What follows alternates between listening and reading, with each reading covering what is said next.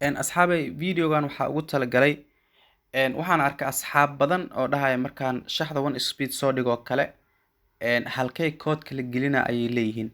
marka asxaabay waa wax fudud, inta fahamsan way fahamsanta, intaan fahamsanayna waxaan jeclahay hadda inay ka faa'iidaystaan. markastana waxaa muhiim ah in wax la fahmo. tusaale markaan one speed aad sidan usoo gashid, waxaa fiirisaa gacantaada bidix qaybta kore saddexda xariijin ee kuu muuqato taabo. kadib markaad sidan u taabatid waxaad arkaysaa meesha ugu koreysa fiir waxaa ugu horeeya bit history sports live iyo sport.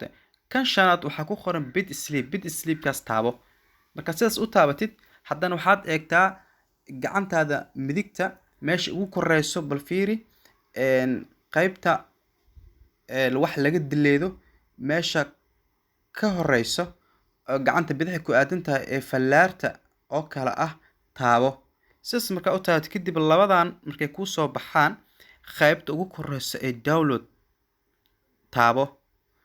kadib markaa sidan u taabatid enter bit sleep code meesha ay ku qoran tahay isla shaxdii youtube-ka aan soo dhignay ayaan gelinaynaa.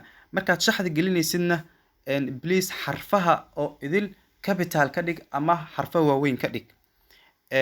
hadda anagu shaxdii horeeto koodkeedu wuxuu ahaa waa 9 waa z 9 waa z waa d waa 3 waa n.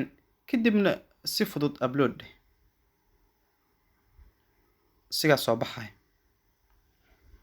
waa kaas $235 si toos ah ayay lacagtii dhammaan usoo baxday. $232 ahayd miyaa ma aqaanay, kolley 35 isku badshay waxaa inta badan way isbedbedelaan. marka 41 ku ahayd. marka hadda waxaan rajeynaa in la fahmay oo hadda kadib asxaabta aysan ku wareeri doonin. waa mahadsantihiin.